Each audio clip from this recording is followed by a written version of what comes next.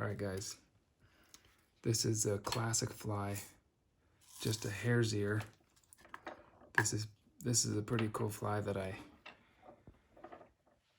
just recently started tying, and they're looking pretty cool. Just a classic hare's ear on a jig hook with a bead.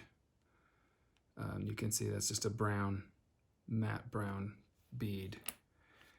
But these have been kind of fun to tie, and just a classic fly that everybody should have in their box. Super effective, and we're gonna do it jig style. So, size 14, fire hole 5/16, and that's a 2.5 millimeter fire hole bead. I got ahead of myself. First we're gonna put on a little lead. This is just 015 lead. I just want this fly a little heavier than with the bead itself. So we're gonna put on a few wraps of the lead.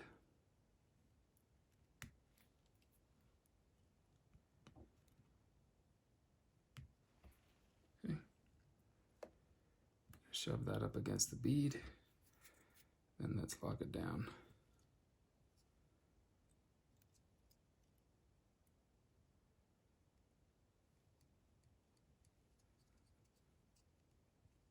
Okay.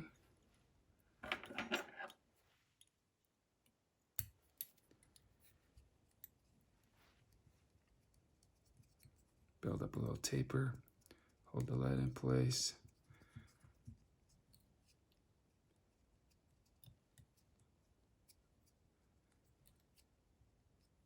That'll cover up, so you don't have to do much, just keep the lead in place there.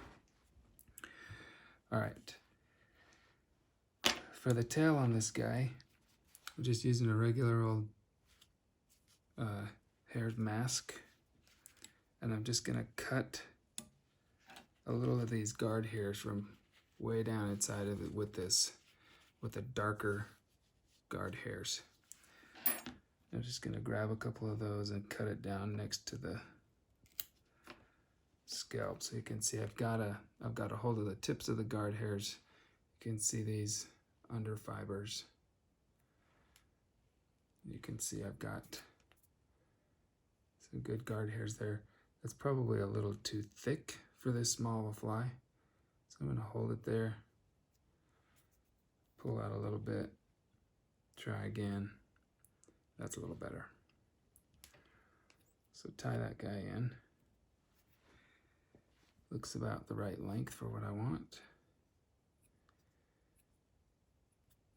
No real science to this fly, just get it on there.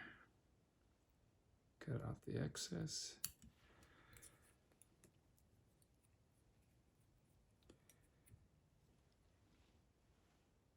Got a little gold tinsel.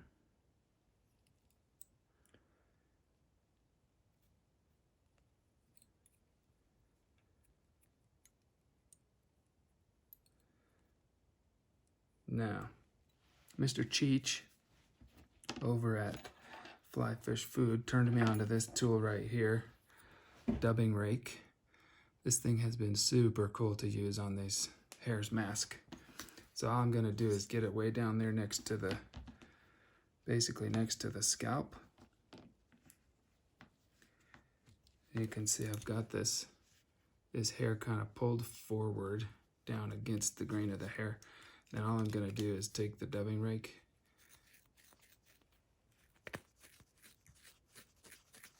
and rake in there. Now, that just pulled out a bunch of these fibers.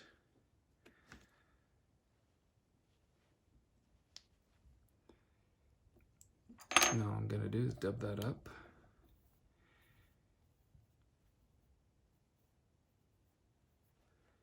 I like to get this nice and tight as a dubbing noodle so that I can work my taper how I like it.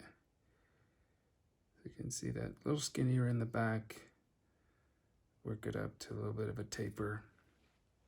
Need just a little bit more. So get some of these fibers that I've already raked out. Too much.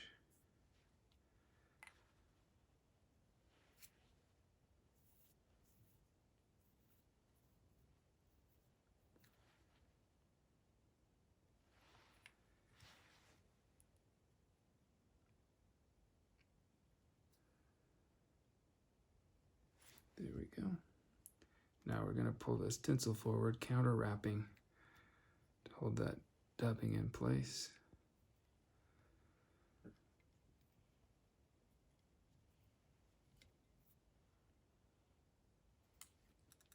Yikes. Let it go. There we go.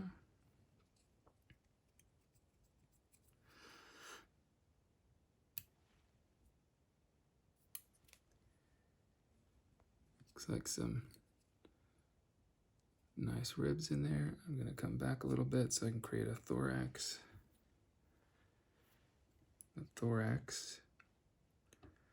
Well, a wing case, first of all. Just using regular old turkey. And this stuff. For this size fly, I've found that about 4 of these little turkey fibers works pretty good. So I'm going to put that in place and kind of hold it down with my thumbnail where I want.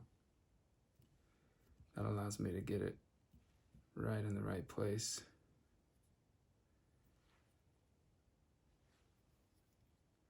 Now if I pull it forward, I can tell how much of a thorax I'm going to get. That's just about right. So a couple more wraps. Cut off the excess turkey.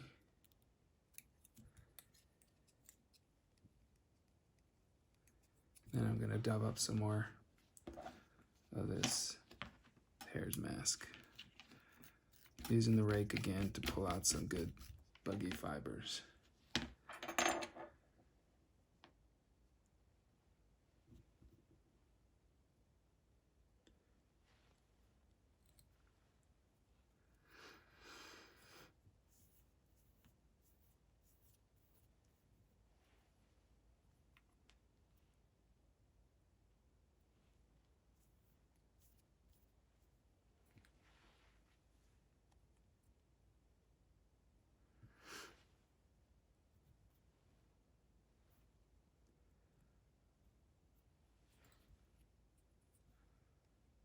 Okay. Now bringing the turkey forward. I'll pinch it down with my fingernail. Then capture it.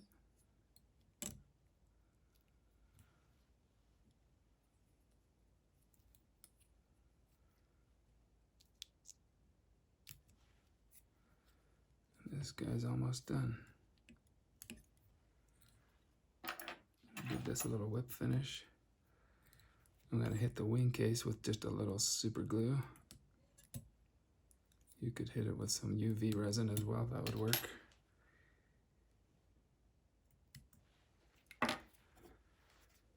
Then that baby's done.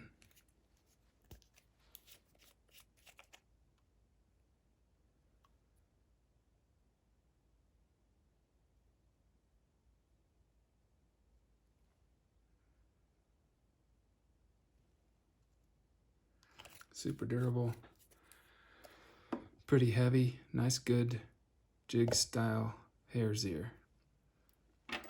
If you want, feeling a little frisky, pull out a little of these fibers with your dubbing brush.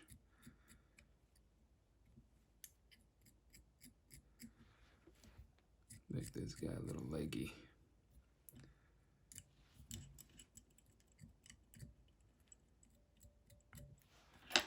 That's it. All right, homies. Enjoy. give that one a try and go hit the river.